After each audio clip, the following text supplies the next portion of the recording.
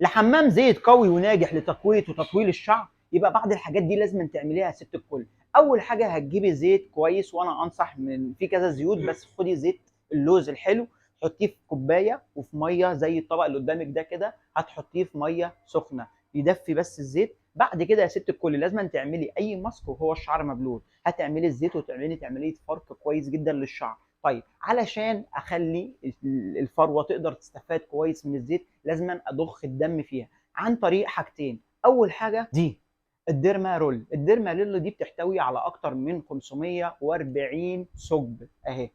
الديرما دي اكتر من 540 ثقب. هتعملي بيها ايه؟ هتبداي تمشطي بيها كده رايح جاي رايح جاي. ليه؟ ان انت كده بتعملي لجهاز المناعه، بتدي له حساسات ان في حاجه غلط بتحصل هنا. الغلط اللي هو ايه؟ سنون البسيطه دي المدببه الحضيضه دي الصغيره دي بتبدا تضخ الدم، يعني المناعه تبدا تحس بحاجه، فبالتالي